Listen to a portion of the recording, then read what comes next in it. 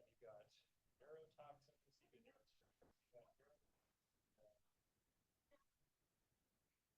yeah, so it can be a neurotoxin, it can be, I can't remember the name of it. It's one that basically thickens your blood.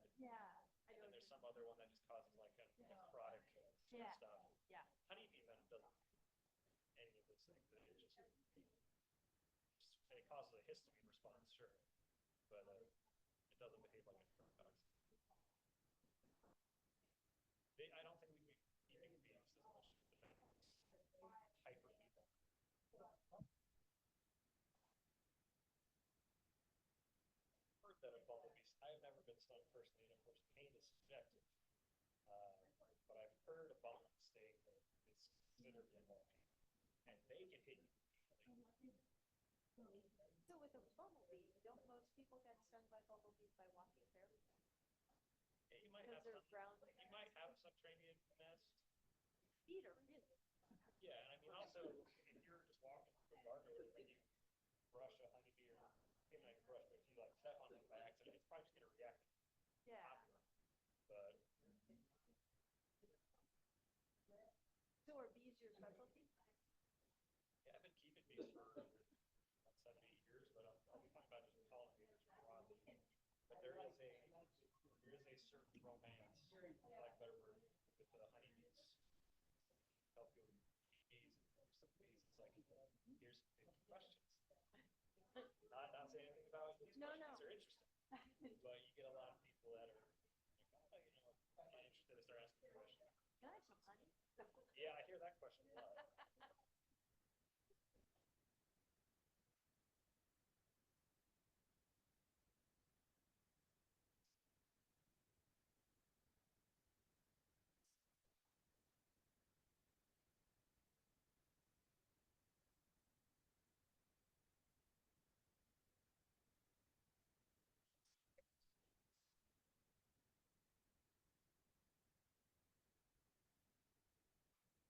Yeah, when I started the animation page,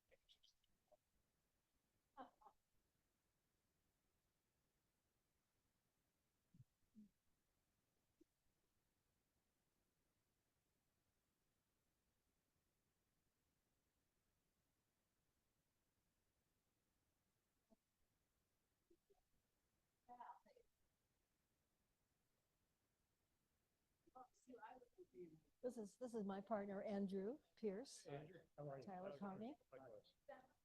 Looking forward to it. Good. I'll join you back there. Watch out for my cough.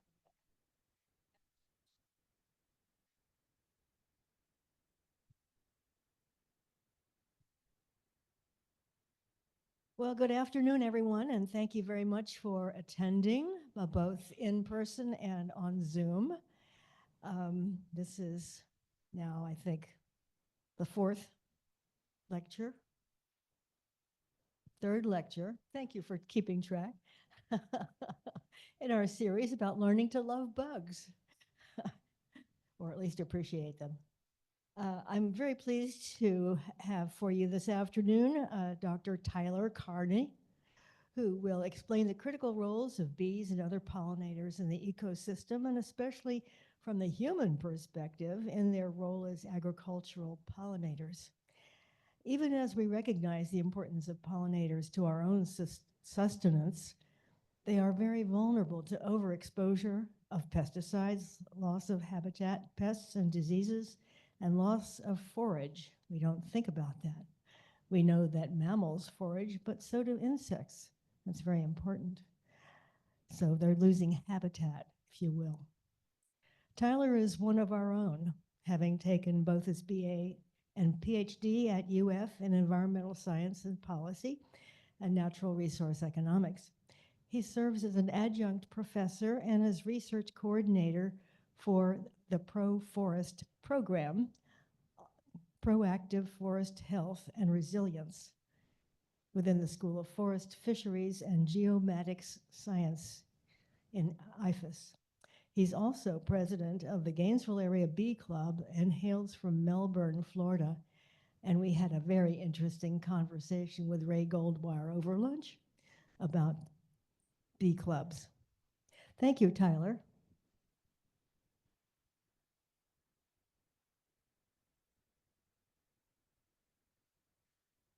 Good afternoon. Hello, hello. Thank you for having me. Thank you, Phyllis, for the introduction. I'll preface all of this by saying I'm very used to projecting my voice. I rarely use a microphone. So if I start shouting into the microphone, please bear with me. I'm physically holding my voice back. So I feel like I'm whispering, but I can hear it throughout the whole room. So I apologize if it gets quite loud. But yes, I'm very happy to be here, happy to talk about pollinators, bees, and whatnot. So a little bit of background, just kind of middle school level, we'll put it like that, on what pollination is. Because I mean, yes, everybody kind of has a sense of what photosynthesis is, right? You're taught that at a pretty young age. Now, what photosynthesis to you at 5 years old versus when you take a graduate level botany course are two very different things. Pollination is quite the same. So, to simplify it, just for time and just for context for our conversation today, pollination, sort of broadly speaking, is that movement of pollen from the anthers of a flower, so the male parts, to the stigma, the female parts of the same or another flower. And here this diagram just kind of shows, using animal pollination as an example, how a pollinator transfers pollen from one to the other. And here over in this side, the ovary is what becomes the fruit. Ovules are the seeds in that fruit. I'm also not a botanist by training. So we can have self-pollination, so from the same plant, or you could have cross-pollination across different plants. And when we think about how pollination happens, there's different strategies, right? There is wind pollination, there's water pollination, and of course, animal-mediated pollination. And estimates vary considerably on how many plant species worldwide, I'm not just talking about food crops, but plant species worldwide depend on animal-mediated pollination. Some estimates are almost 90%, some are a bit shy of that, some are even more conservative. We'll just say, for simplicity, approximately 87%, according to some, of all plant species require pollination or animal pollination. Of those, 1/3 of food crops are dependent or at least benefit from animal pollination. So if you've ever heard that saying, for every 1 out of 3 bites you eat, thank a bee, thank a pollinator, whatever. That's kind of where that figure comes from. The thing is, that figure depends entirely on your diet, of course, and of course, cultural contexts. When I present this to undergrads who might be eating top ramen and saltines and canned tuna, that figure might not hold true. You talk to someone who maybe embraces veganism as their diet, maybe that goes up a little bit. So it ebbs and flows a little bit. So if 1/3 of food crops are dependent or at least benefit from animal pollination, what about the other 2/3? Well, this is where you see stuff like corn, grain, a lot of things that are wind pollinated. And those make up a substantial part of our diets. Now, when I say depend or benefit from animal pollination, take 2 examples. Almonds are completely dependent on animal pollination. They will not set fruit, period, without a pollinator. Citrus, a lot of citrus cultivars will set fruit, marketable fruit too, without pollinators. Sometimes you might get a boost, like with strawberries, for example. Self-pollinated strawberries are not marketable strawberries. The strawberries you get in the store are typically pollinated by an animal. Potentially, they could also be, or it's possible, they could also be hand pollinated using like an electric toothbrush. But by and large, they're animal pollinated. And there's some interesting data that suggests that animal pollinated crops, not only are they more marketable, we've established that, but have a higher nutritional content for human consumption, or of course for animal consumption. Now, beyond crops, because most people think of pollinators in an agricultural context, naturally, this makes complete sense. Pollination itself has been around long before humans invented agriculture. Agriculture didn't happen and then suddenly pollinators existed. This has been happening well before that. So at the end of the day, pollination is helping with the genetic diversity of plants. And if we think about this, again, estimate of about 87% of all flowering plants requiring animal pollination, other ecosystem services, the benefits that we as humans get from natural processes, depend or benefit from pollinators. So again, you think about what the myriad of things that plant species do for us worldwide. Soil retention, water quality management, carbon sequestration, among other things. Pollinators do play a role in those as well. And we think about it from, again, from a human perspective, from a cultural lens. Monarch butterflies, very charismatic species. I understand Jared Daniels was here last week. I'm sure he talked about monarch butterflies. Culturally, they are incredibly significant, especially for Dia de los Muertos. From what I understand, the monarchs that migrate into these overwintering sites in Mexico coincides with these holidays and are symbolic of loved ones past coming back. So we're seeing our connection to nature, our connection to these insects goes beyond just, hey, we need to eat. There's a cultural lens and other benefits that we extrapolate because of the actions of pollinators. Honeybees kept recreationally. There's all sorts of things that we could digest with that. Art, and even I've seen it discussed, fragrances, right? We like perfumes, deodorants, shampoos, lotions. A lot of these things might have flower-based scents. So our connection to pollination goes well beyond just agriculture. And of course, probably goes without saying, pollinators, like most insects, at some point or another, are part of the food web. So this is a robber fly. It's not a bee. It's eating a honeybee, one of my honeybees. And it's pretty cool to just see these things in action. I also see a lot of jumping spiders hanging out by my honeybee colonies. Every now and then they just kind of poke their head out and just take one. It's pretty cool. I consider it like kind of like a rent payment. I'm pretty okay with it. The spider's really pretty. And I'm like, hey, go ahead, enjoy your meal. But when we think about pollination, animal-mediated pollination specifically, a lot of people, for better or worse, think about honeybees. And I say for better or worse because there is a massive spectrum of species that can be considered pollinators, well beyond just honeybees. And outside of honeybees, there are thousands of other bee species. And that doesn't even begin to scratch the surface on butterflies and moths, bats, hummingbirds, flies, wasps, beetles. Hell, even mosquitoes can be considered pollinators. I'm not even kidding. I know some people are like, this guy's pulling my leg. No, male mosquitoes in particular can be considered pollinators. Are they pollinating our crops? No. However, keep in mind that pollination is a lot more than just agriculture. And a lot of people don't realize bats are frequently pollinators. I'll give you the best example I can with bat pollination. For those of you who like tequila, or perhaps did until a night that you can't really remember, bats are the sole pollinator of blue agave. We get a lot of tequila from blue agave. So if you do like tequila, you can thank bats for that. And then, yeah, like I said, even beetles, things that people traditionally don't associate with pollination still can fit under this very, very, very broad umbrella. And when we talk about pollinator efficacy, how efficient a pollinator is, not all pollinators are equal. That's not to sound Orwellian. It's just a statement of fact. Some are better at pollinating other things than others. So if we take these three examples here, we have the southeastern blueberry bee, eastern bumblebee, and the blue orchard bee, Bob for short. These three species can pollinate different things at different strengths. So the southeastern blueberry bee, as the name suggests, is really good at pollinating squash. I was waiting, I was like, I'm gonna take a gamble on this one.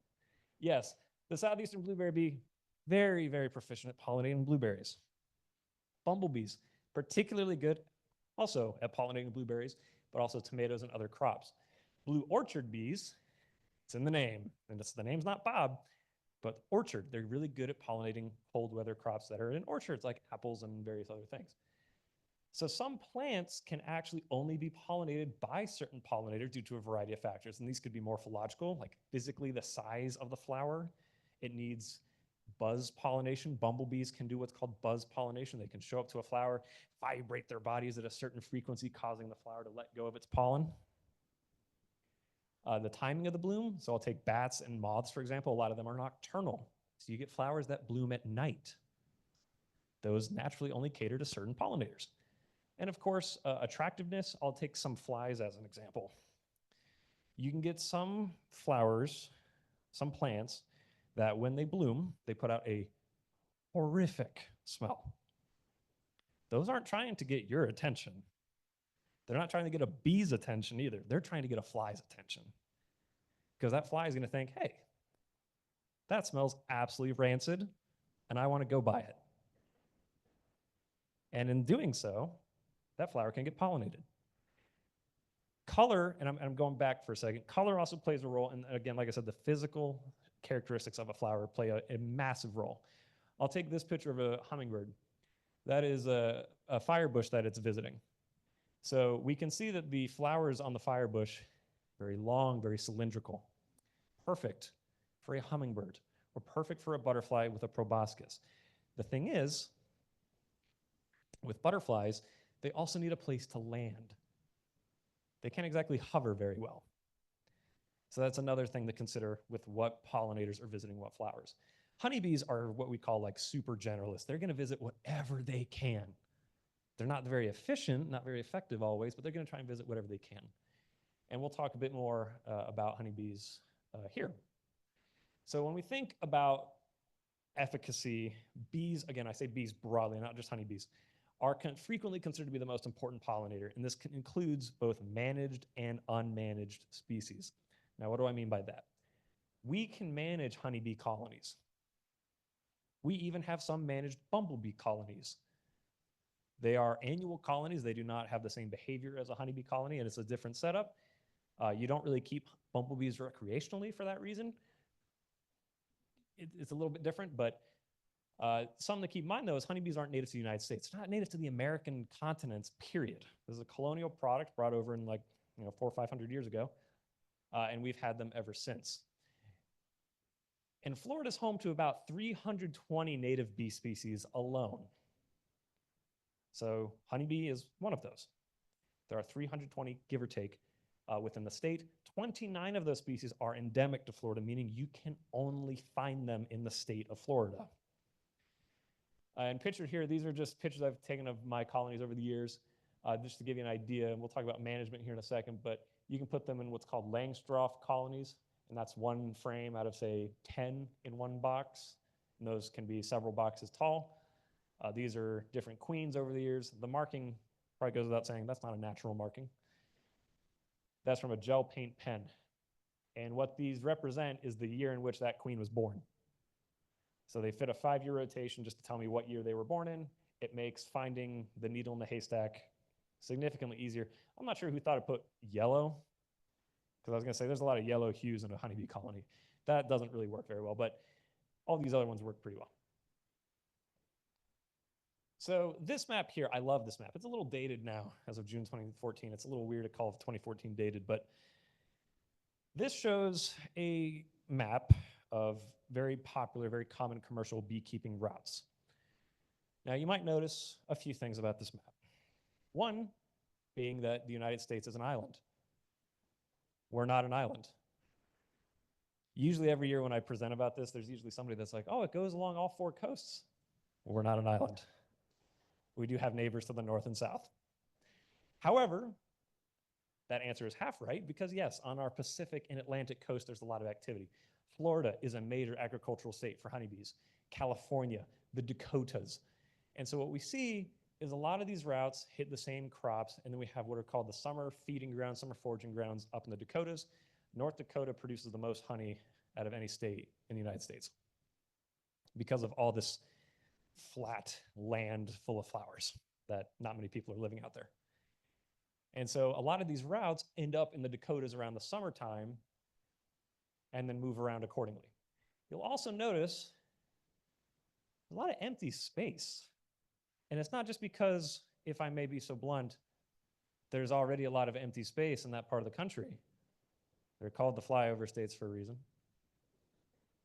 I'm kidding, I've lived in Florida my whole life. But we see that there's not really a whole lot going on here. Why? Because there's a lot of corn, a lot of grains out there. Now, there's some exceptions, right? You might be wondering, well, Tyler, Why is alfalfa on here? When was the last time you ate raw alfalfa? Probably don't eat raw alfalfa. People my age also don't eat raw alfalfa. They might eat other weird stuff. They don't eat raw alfalfa. Some of the stuff we eat eats alfalfa. So we see another connection of how pollinators influence our diets and our society. We don't eat alfalfa. We eat cattle. That cattle might depend heavily on alfalfa. So when we think about the economic importance of pollinators, that's another piece in this larger puzzle. And so just to kind of visualize, this is what you might expect in a commercial beekeeping operation. So what's really convenient about honeybee colonies is they are incredibly mobile when managed like this, because you can stack several colonies on a pallet. You can then load those pallets onto a flatbed truck. This is two beds long, or whatever the terminology is. And you can take these, move them into a field, deploy them at however many colonies per acre, let them sit there for a while, and then take them, go to the next place. The money in commercial beekeeping is not in honey production. The money in commercial beekeeping is in crop pollination. I'll take almonds as a fantastic example. So almonds are heavily demanded, right? People like almonds. It's not just almonds that people like. They like almond butter, almond milk, almond oil, and a slew of other products that involve almonds in some way. Like I said earlier, almonds are completely dependent on animal pollination. No pollinator, no almond. So there are, 2-some-odd million acres of almonds in California, and you stack them at usually 2 to 3 colonies per acre. So that's about 6 million some odd colonies. What we do, or I shouldn't say we, but what crop pollination does, there's usually pollination contracts between a grower and a beekeeper. That grower will pay X amount of dollars per colony. And usually there's other factors as well, but to make it short and sweet, almond pollination, the hive rental fee can be upwards of $200 per colony. For watermelon, it's like $50. And there, again, there's a slew of other factors that go into it. But the point that I'm trying to make is that there's a lot of money to be made in almond pollination. So the joke is that around January, February or so, you start to feel the ground rumble. All the bees move out to California for almond pollination. And that's what this map is showing, that in July to January, well, I guess this is kind of going, preparing and overwintering, but a lot of colonies are moving into California. And now from January to July, we see this mass exodus from California. And actually going into, a lot of them are going into the northern Great Plains for the summer foraging grounds for honey production. And then there's just another example of where colony movements are coming from, sometimes from the southeast, because a lot of colonies do overwinter in the south. And then again, as we get into overwintering, we're leaving the Great Plains. Some are going into California. Quite a few are coming south. So when I mentioned almonds, there's something else. Like I said, there's all these almond products. Has anybody ever seen or tried almond honey? Probably not. It's not because it doesn't exist. Quite the contrary, it exists. It's disgusting. It's bitter. It's dark. It tastes like crap. Nobody likes it. There's no market for it. In this case, honey literally becomes a waste product. Honey is heavy. And if you're transporting a bunch of colonies around, a lot of extra weight, more problems. So there's a very, very, very small market for almond honey, usually used in baking and brewing, but you're not going to see it basically anywhere in the store because apparently it's incredibly bitter. Now, I was fortunate enough to be part of this really cool report some years ago, Economic Contributions of the Florida Beekeeping Industry in 2020. It's kind of an update to a similar report done back in the 90s. And this was sponsored by the Florida State Beekeepers Association. I just want to very quickly showcase something here. So, when we think of total revenue in Florida, we see quite a big difference between 1999 and 2020 with 51, almost 52 million compared to about 29 million, about almost 80% change. We see honey is making a decent bit of money. Pollination services, though, almost 200% difference.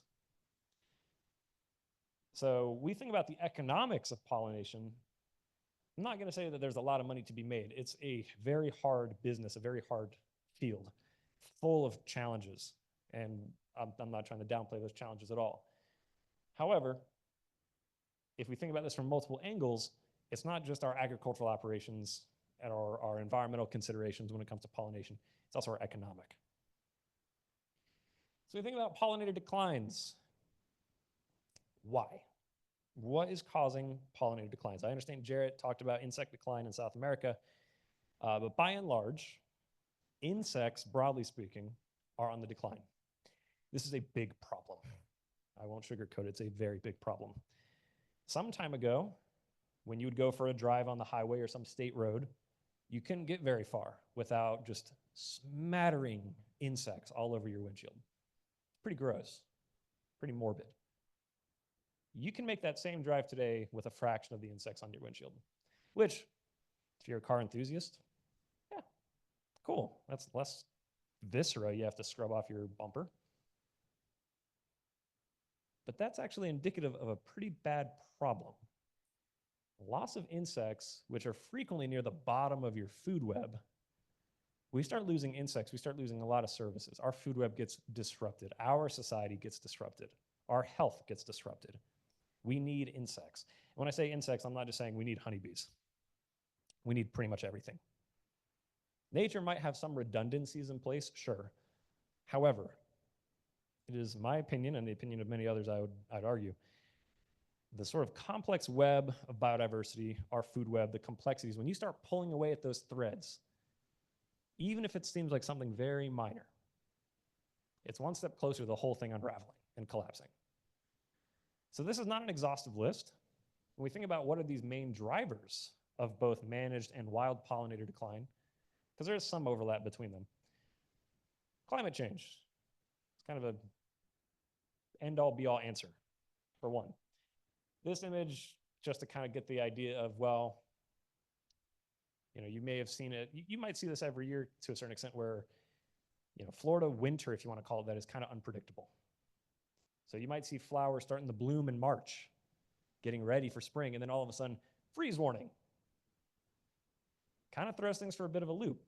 As plants are waking back up, so to speak, as insects are becoming more active, unpredictable weather events and shifting of cycles can have massive impacts on how pollinators interact with flowers. Habitat loss. This is a textbook example, monarchs and milkweed. Monarch butterflies and queen butterflies host on milkweed species exclusively. I mean, there might be some exceptions with enough trial and error, but by and large, they host exclusively on milkweed. We're losing a lot of milkweed habitat for a variety of reasons. And we're also replacing it a lot with in my opinion, an invasive milkweed, tropical milkweed. And so without milkweed, we're losing places for monarchs to lay their eggs on. Now they're gonna lay a lot of eggs, a lot of them aren't gonna make it. Caterpillars are by and large hot dogs for birds. Pretty cool. Or wasps, or anoles, lizards, all that kind of stuff. But they lay a lot of eggs because they know a lot of them aren't gonna make it for one reason or another. And actually, the monarch butterfly just recently, we'll talk about this a little later, was recently sort of advocated to be listed as threatened under the Endangered Species Act. And there's a lot we can get into with that. Pests and pathogens. What you're seeing is, oh no. What you're seeing on there is not a zit. That's a varroa mite. It is essentially a tick for honeybees. If we were to make this relative to the human body, it would be as if we had a basketball-sized tick on our body. You can see this with the naked eye, no problem. Not even just zoomed in, you can see them. They spread exponentially. And this is, by and large, the #1 killer of honeybee colonies. This is a nasty pest to deal with. Every beekeeper is dealing with it. They spread nasty viruses, such as deformed wing virus, which, as we can all imagine, deforms the wings. But it doesn't just spread deformed wing virus. It makes them more susceptible, the honeybees, more susceptible to other stressors, such as pesticide overexposure, such as poor food quality. So it's a cascading problem. And those viruses, such as deformed wing virus, are not just transmitted within a honeybee colony. Bumblebees can be found with deformed wing virus. And it's not just because varroa mites host on bumblebees, they don't. They only host on honeybees. It's because a virus naturally, fairly contagious and it can last for a little while. So a lot of native pollinators can contract some of these viruses due to virosis in honeybee colonies. Loss of forage, we had mentioned that earlier. It's pretty straightforward as we develop a lot of land or our certain land management practices can have a major impact on forage availability.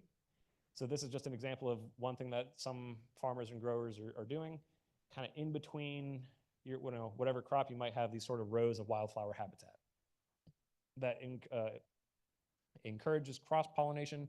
It gives native pollinators more resources, nesting availability, all that kind of stuff. And of course, everybody has heard of or thought of overexposure to pesticides at one point or another as far as insects are concerned. So when we think about the Endangered Species Act, that's, as a policy guy, I got to say the Endangered Species Act is one of the most powerful pieces of legislation that we have in terms of environmental policy. That's not to say that it is perfect by any stretch of the imagination, but getting anything listed under it is an incredibly arduous task. I've had students before ask, why is it such a hard task? Because there are implications to species getting listed, and you have to actually be sure, hey, does it make sense to be listed, and all these subsequent protections and consequences and ramifications. And there's been several species that have been listed, for lack of a better way, as just a symbolic gesture because they're already dead, basically.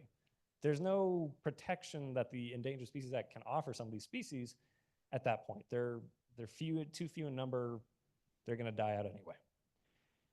However, as of 2021, there are 73 pollinator species listed as either endangered or threatened. Most of these are in Hawaii. Naturally, island species are very unique to those ecosystems. Only a couple of bee species are from the continental United States, rusty patch bumblebee and Franklin's bumblebee. And Franklin's bumblebee is seemingly considered to be one of the ones that it was added way too late, and they're basically extinct. And that was actually quite recent, last couple years. But monarch butterflies are not technically listed yet. And yeah, that's the truth. They're not listed yet. Fish and Wildlife, US Fish and Wildlife has made a decision and said, hey, we think we're going to propose that they're threatened, but now it's open for public comment, regulatory review, and with a new administration that is pausing regulations, this might be kind of up in the air for right now. Because again, it is complicated to put anything on the endangered species list. Now, this has been a long time effort. In December of 2020, Fish and Wildlife responded to inquiries and petitions for it to be listed saying, all right, yes, we hear you, we get it, we kind of agree, but it's precluded by other more important species right now. And then it was under review, it wasn't going to be reviewed again until 2024. And then back in December, they said, all right, we'll propose it as threatened, which is the less severe of the two. It was added to the IUCN Red List. That's the International Union for the Conservation of Nature Red List in July 2022. It was reversed in October 2023 due to some technicalities with some of the modeling of the populations. But I want to clarify that the IUCN Red List is not the United States Endangered Species List. It has no bearing, no effect on US federal policy. It's a separate entity altogether. Honeybees are also not on the endangered species list. Why? I get asked this question a lot when I do any sort of bee outreach, because everybody's heard the bees are dying. Save the bees, right? We're all gonna die because the bees are dying. Well, honeybees, Apis mellifera, they're an agricultural resource. They're livestock at the end of the day. They're really just livestock. And that's also why I personally have pretty strong opinions against the whole save the bees message, because I think it sends the wrong message. And at the end of the day, they are abundant. Now, again, I say that carefully. We still lose crazy amounts of honeybee colonies every year. We do. We have ways to compensate for those to a certain extent. We have not solved the problems, but we have ways to try and manage them because, again, they are an agricultural commodity. They are livestock. Anything involving honeybees is not managed by Fish and Wildlife. It's managed by USDA, or at the state level, the state respective agencies for agriculture. And so this lovely bee here is the rusty patch bumblebee. And I want to just kind of showcase some with the Endangered Species Act, like, yeah, hey, in 2016, or I guess it was 2017, it was right after President Trump took office the first time, this bee was listed and agreed, like, hey, it's going to be endangered on the Endangered Species Act. However, in subsequent years, okay, Fish and Wildlife failed to designate critical habitat.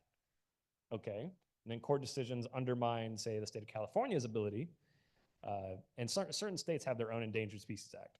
But in this case, California was trying to put it on theirs, and they were having issues. And something else to point out is that a lot of the decline in the rusty patch bumblebee was linked to certain pesticides. The pesticides that were linked to its decline were still being used. So if we're throwing something on the Endangered Species Act and still abiding by certain behaviors, does it really make sense? If we're failing to designate critical habitats, if we're having administrative bureaucratic decisions that might conflict with these things, it's not really effective at that point. I meant to bring this so I could quote it directly, but I'll paraphrase.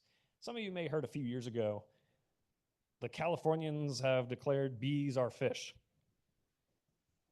And a lot of you would probably think, what the hell does that mean? Like, what's going on? The reason being, and here's some from a policy standpoint, interesting policy loophole. The California Fish and Game Code, if I recall correctly, or no, what was it? The California Endangered Species List has certain criteria for what species can be part of it. Invertebrates, which are insects, are not considered for whatever reason. They're not listed as such. Fish are listed, among other things, plant, reptile, birds, a few other things. The California Fish and Game Code, however, defines a fish as a variety of things, including an invertebrate. So by this logic, legally, bees are fish, according to this legal definition, because legal definitions are always flawless. But it's an interesting little policy workaround that would grant this invertebrate protection. Because here's the kicker, with the Endangered Species Act, we can protect distinct populations of vertebrate species, right? If we want to say the Florida panther, I guess, is endangered, we can say the Florida panther is endangered compared to, say, a panther in a different state, even if they're like kind of the same species or something like that. That's probably a poor example, but we can't do the same thing for invertebrates. It's an all or nothing approach. So there's generally two populations of monarchs, your Western and your Eastern. The Western is the one that's facing most of the decline. We can't just say the Western monarch population is endangered. It's got to be the whole thing. So it's another little kink in the armor, if you will, for the Endangered Species Act. Now, we think about pollinator policies, broadly speaking. In April 2018, members of the European Union agreed on a total ban of neonicotinoid pesticides. This has been in the news a lot. Neonicotinoid pesticides, they're killing everything and everybody. There's a bit of misinformation there, perhaps. But it's really interesting to think and see that the first state, or the first nation, if you will, in the European Union that adopted a ban of neonicotinoids was Slovenia. Has anybody been to Slovenia? Has anybody heard of Slovenia? So Slovenia is like beekeeping haven. It's such a critical point of life, or part of life, part of society, to the point where politicians in Slovenia have to cater to beekeeping groups. It's a very big deal. They started noticing some weird patterns, some weird declines, and they eventually linked it to neonicotinoid use. And so they petitioned, and in Slovenia, they banned the use of the pesticides. That snowball rolling down the mountain gained mass and momentum, and then it became a European issue. Then the whole EU banned them. Then it became a global issue. Now, there's something else I want to point out as far as the European and United States policy works. Generally, European policies are going to rely on what's called they're going to embrace a more proactive approach, precautionary principle. There's merits 2 and 4, and some kind of justified critiques of it. The EPA and in the United States broadly, we don't really embrace that approach a whole lot. We're kind of more reactive in our policies. We address things after something has happened. Again, this is broadly speaking. So while the Environmental Protection Agency has banned numerous neonicotinoids, they are still fairly common in the United States. And most of the actions on pesticides are geared toward how they interact with managed bees, such as honeybee colonies. Some people have a problem with that. Some people say that makes sense. I'd rather put the honeybees out in those fields compared to the native pollinators. The honeybees are agriculture. They can withstand that sort of exposure. They can be replaced pretty easily. But again, likely, these impact native pollinators. Something to point out, though, with any sort of pesticide, even your can of Raid or whatever, the label is the law. So when I say that, if you are using some sort of pesticide, insecticide, whatever, outside of what the label says for the instructions, you're technically breaking the law. So when it comes to neonicotinoids, they have very specific ways that you're supposed to apply them. It doesn't always work, but even if they do follow the label, it still might be a bit of a problem. But understandably, this issue has received a lot of attention and public outcry. There is some level of misinformation, of course, as pretty much always, but by and large, a lot of people are trying to push for these pesticides to be banned and used for alternative purposes. And there was actually, during my dissertation, this paper came really in handy. And I just want to show this as an example when we talk about policies. Passing policy is quite difficult. Truly, it really is. Even though it seems like we might be able to pass something quite simply, but there's a lot of work that goes into it. And when surveyed, this paper here looked at state pollinator policies passed, say that 5 times fast, between 2000 and 2017. And within that period, 36 state legislatures passed 110 new policies that kind of fit into these broad categories of apiculture, which is beekeeping, pesticides, awareness of pollinators, such as, hey, we're going to, or actually, here, this is a zebra longwing, an edited picture I took of a zebra longwing. The zebra longwing is the state butterfly of Florida. So next time you see one, that's the state butterfly of Florida. But this is what some of these policies were aimed at. Like, hey, we're going to denote this species as the representative of our jurisdiction. Habitat, either establishment and improvement, and of course, research and monitoring. Now, we see this over time. For one, Florida was not within those 36 states, but we see 2 large sort of spikes, one in 2006 and one in 2013. In 2006, I turned 10 years old. That's not what caused this spike. What happened in 2006 is this is when the first sort of mainstream reports of colony collapse disorder first showed up in the mainstream. You don't really hear a whole lot about it now, and it's not because of some conspiracy. It's more because we have a better understanding of this phenomenon, and it's not nearly as dire of a situation. To be fair, some could also argue this was heavily blown out of proportion. But naturally, when you start saying colony collapse disorder, save the bees, the bees are going to die in 3 days. That was almost 20 years ago. It's going to scare people, and that's going to prompt a lot of public action, a lot of public outcry. So we did get a bit of a bump there. 2013, though, is a bit more dramatic. Reason being, I believe it was a Target parking lot in Washington or Oregon. There were all these trees that were blooming, and this is when I say pesticides, the label is the law. This was not used in accordance with the label, if I recall correctly, but these trees were sprayed. They're ornamental trees. They were sprayed with something. I can't remember what it was. Tens of thousands of native bumblebees started falling from these trees. So naturally, if you're in a Target parking lot and you see thousands of dead bumblebees on the ground falling out of the trees, it's a bit of a freaky sight. So again, we see another sort of big push because of these events, because we are generally reactive to these things, not so much proactive, but more or less reactive. And actually, as part of my dissertation, I did a bit of a study, and this is just one question out of a lengthy survey, but I just wanted to show some to you about when we think about policies for pollinators, where do people kind of think the money should go to? And generally speaking, a lot of people think the honeybee needs the most protection. It needs the most funding. Kind of interesting, not too surprising. A lot of people very much think the honeybee is in massive decline. We need to do this. It is the most important. You could argue that all day, every day. And we see a lot of these charismatic species, such as American bumblebee. Everybody loves the bumblebee. They're really big, furry butts, and they're really ditzy, and they're just kind of, dancing around, all that kind of stuff. Monarch butterfly, hummingbird, zebra longwing, butterfly. So we see a lot of these pretty species, right? We see a lot of these charismatic species, but then we see eastern carpenter bee. Uh-oh. We see a moth. We don't really like moths. They're kind of annoying, right? Wasps. Really don't like wasps. Really don't like flies. Thing is, all of these play important roles in pollination, or at least in maintaining ecosystem health and function. And when we think about deploying pollinators in agriculture, I've got a couple of different examples here. So you have the sort of textbook monoculture, one crop, large tracts of land, field. Compared to, say, something like this where you've got, let's say, an orchard, and then in between these rows, you have all sorts of wildflower habitat. Which one do you think is generally better for pollinator health? It's pretty obvious.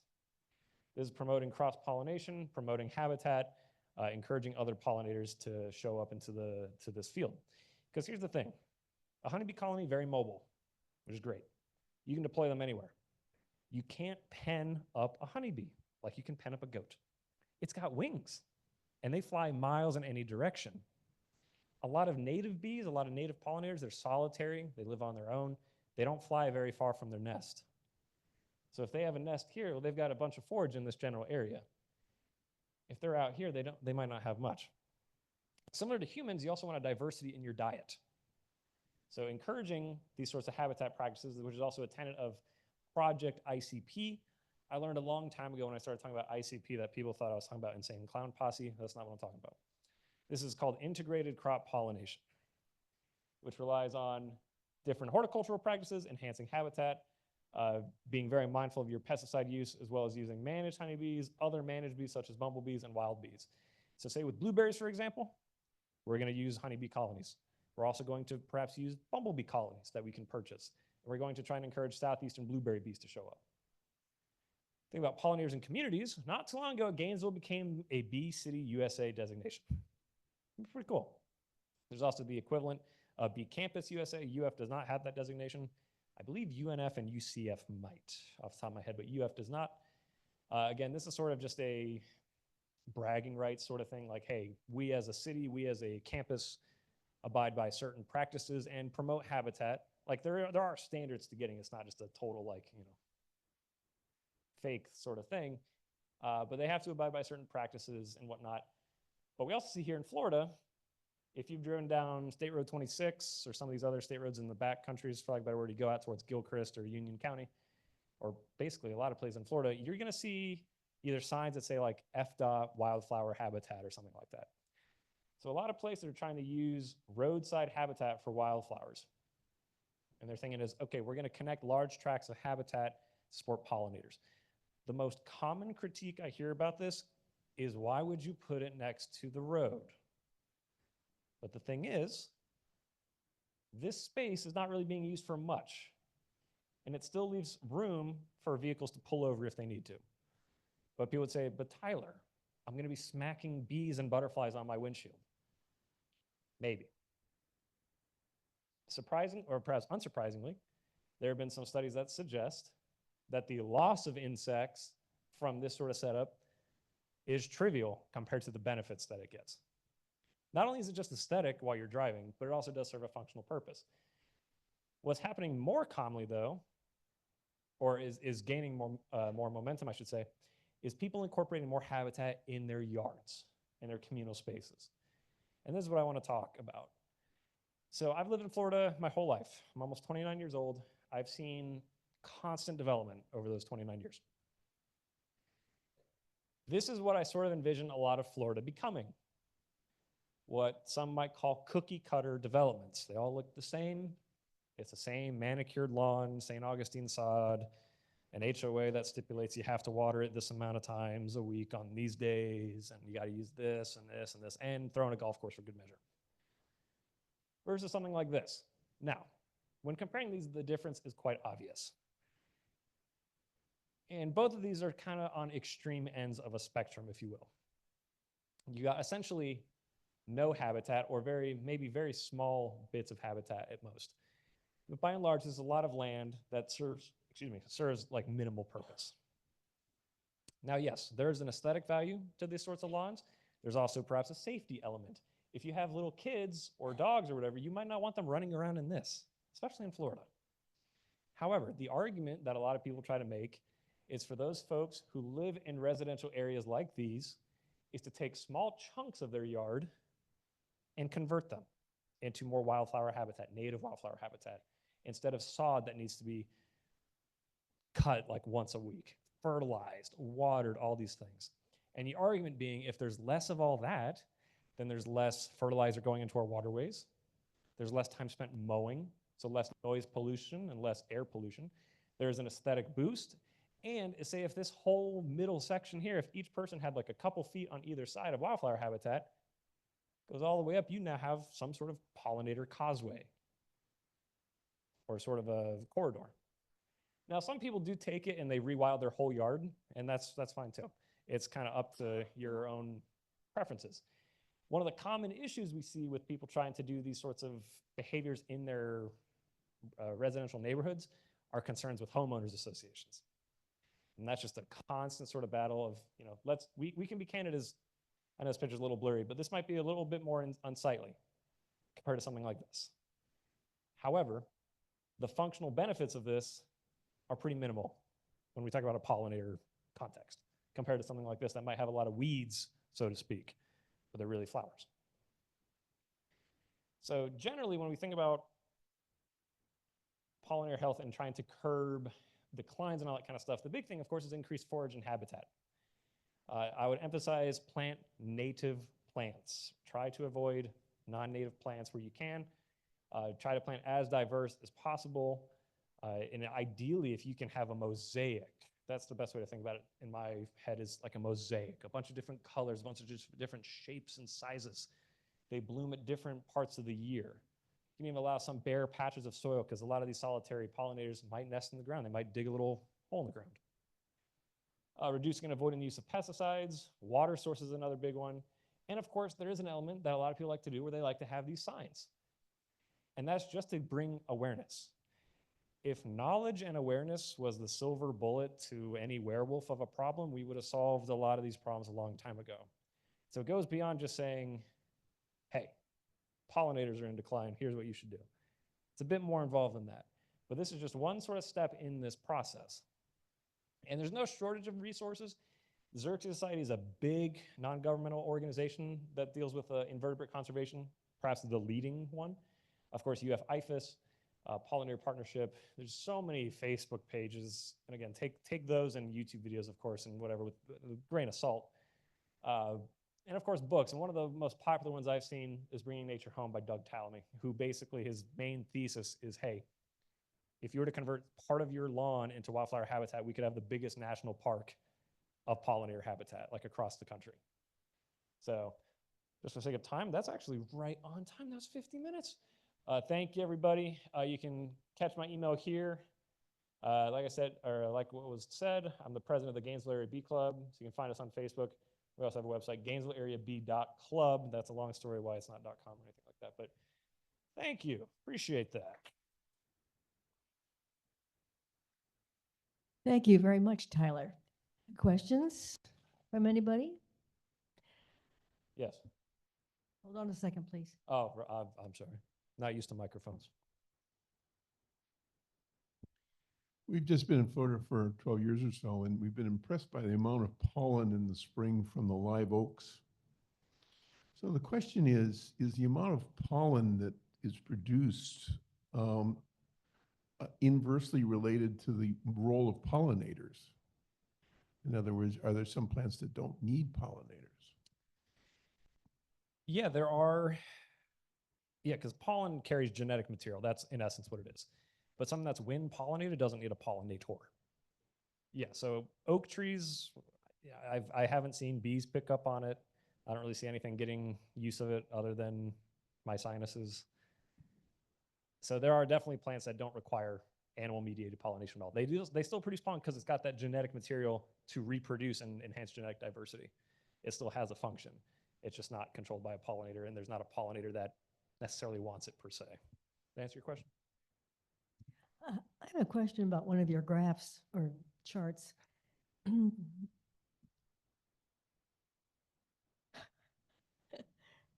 Having a senior moment here. Oh, you said there were 320 species of bees in Florida. Approximately, yeah. How many of those species produce honey? I mean, What? is that the European honeybee That that is we the- all know That is and the love? European honeybee. Uh-huh. It's in the name. So worldwide, there are, depending on where you define species versus subspecies, there could be like 9 to 11 species of honeybees worldwide. Okay. Now in the States, North America, but particularly in the United States, we have the European honeybee. Produces honey. Bumblebees produce a honey-like substance, but it's not honey in the way that we think of honey. And it's not something that's really harvested. In South America, though, and other parts of the world, you get stingless bees, and you get what's called meliponiculture. It's the response to apiculture, which refers to honeybees. In stingless bees, they also produce honey. And it's a different type of honey. It's a different thing. We do not have that in the United States, but you can find it in South America. So there's only one species that produces honey in the United States, European honeybee. Technically, if we wanted to split hairs a little bit, we could talk about Africanized honeybees and all that kind of stuff because they're like a hybrid from another species and all that kind of stuff. But one species, broadly speaking. Well, is there any potential for using some of those non-honey producers as pollinators? Yeah, so like I I mean, mentioned, as agricultural pollinators. yeah, so like I mentioned, you can purchase bumblebee colonies. Mm-hmm. You just don't manage them like you'd manage a honeybee colony. You don't have anybody that recreationally keeps bumblebee colonies per se, because they die out every year. That's just how their cycle works. Blue orchard bees, I think there's a way to manage. Well, I don't know about the bob, but alfalfa bees, which are really good at pollinating alfalfa, they actually can be managed in a certain way. It's really interesting. They get basically the developed bee that's in basically a leaf sac is able to be controlled at a certain temperature and then deployed somewhere else. It's really interesting. It's not nearly like how we manage honeybee colonies, but we do use other pollinators for agriculture. And of course, there's always some chance of wild pollinators just showing up and dancing around and all that kind of stuff. Yeah. But we can guarantee, quote unquote, guarantee pollination by deploying a honeybee colony or 2 or 3 or whatever in the middle of a field and then doing that every acre. That's kind of the main way to do it. Mm-hmm. And on your also in your table that talked about the change in costs or fees, that tripling of pollinator fees in Florida, why? Well, there's a few factors that go into high rental costs, and the industry has been having some major issues. One of the major issues facing the industry is the loss of citrus acreage. That is a perceived problem by the beekeeping industry because of the popularity of orange blossom honey. However, there's other things like travel cost. Like if you're going to ship your bees from Florida to California, it takes a lot of gas, takes a lot of time. You also cannot sell honey really after pollinating almonds, for example, because there's no market for it, right? It's disgusting. So those are a couple of the factors. Time of year is also a factor, but it just kind of depends on the demand of the crop as well. Ease of access, perhaps, and a few other factors. And of course, just like most things, prices kind of just ebb and flow a little bit too over time. Okay, thank you. I keep wondering when Florida citrus growers are going to give up and start planting something else. Like we have water that California doesn't have. Almond trees require a lot of water. So why don't we plant almond trees? Or would we have to develop a fungal resistant type of almond? I'm just musing. Got a question. How long does a European honeybee, an individual bee, actually live? And secondly, is the reason, if it is a short-lived species, is that the reason that they produce a lot of honey because they need a constant supply of honey to make sure the colony survives?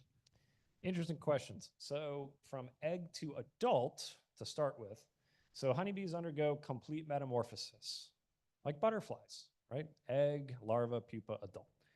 Now, granted, a baby bee does not look like a caterpillar. It looks like a grub, stark white grub, and it sits in its cell. But point being, from egg to adult for a worker, it's 21 days, if I recall correctly. And then depending on the time of year,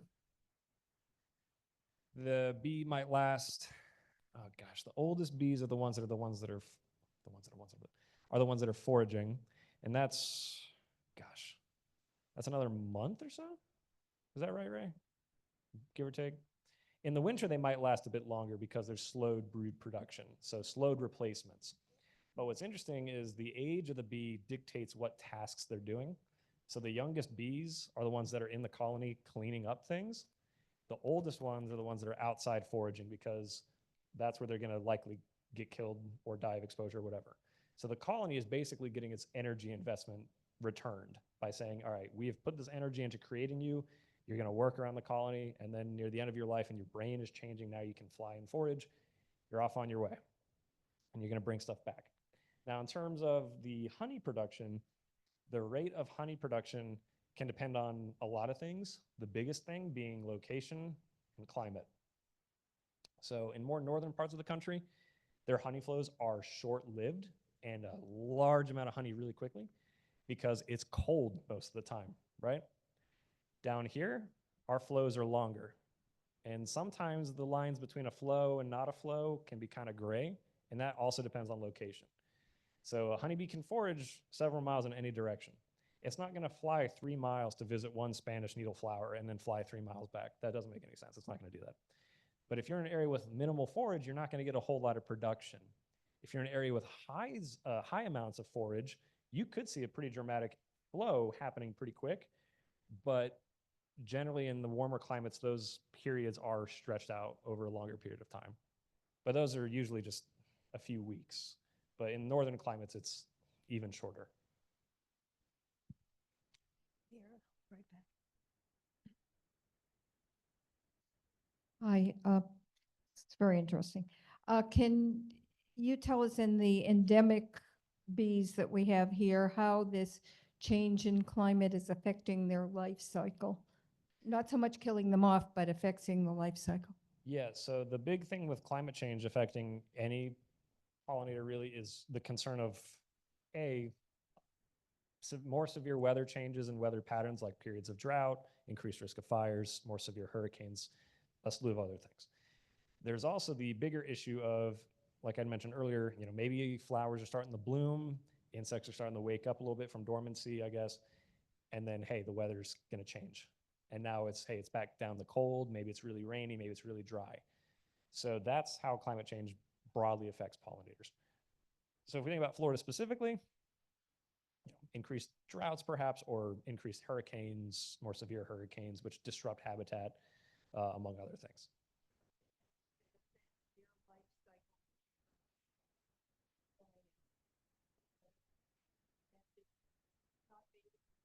Some species, I'm not entirely sure about that. If I were to guess, I can't say I've really heard of species taking longer in dormancy in response to those sorts of things. I could very well be mistaken. There's thousands and thousands and thousands of species, so there's always little exceptions here and there probably, but I can't think of a bee or a butterfly that can extend its dormancy based on those sorts of things. Certain mosquitoes can lay in dormancy for a while, like their eggs, but I don't know about something hanging out as like a pupa, especially a larva. I don't know about that, but I would think if anything, as it relates to its life cycle, poor forage would lead to fewer egg production, if any, or a larva that just wouldn't make it.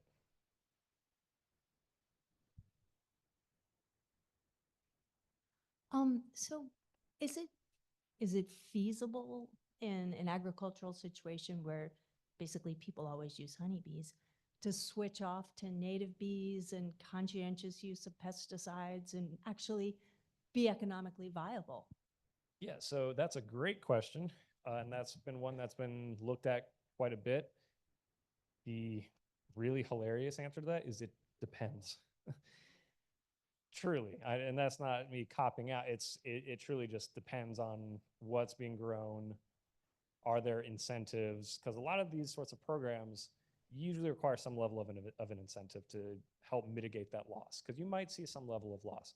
Some growers might have seen a bit of an uptick, or perhaps there's a benefit cost analysis on whether, hey, do I save money on honeybee hive rentals, and that money now goes towards integrating habitat, and that habitat is dependable, because there are some blueberry growers that don't use any honeybees anymore. I don't know how widespread that is. That's just something I've kind of heard through some of my colleagues that do stuff with blueberry research. But in Florida, yeah. But by and large, we're still using honeybees heavily, for better or worse. We've hit our time, so thank you everyone, and thank you especially Tyler Carney. Thank you.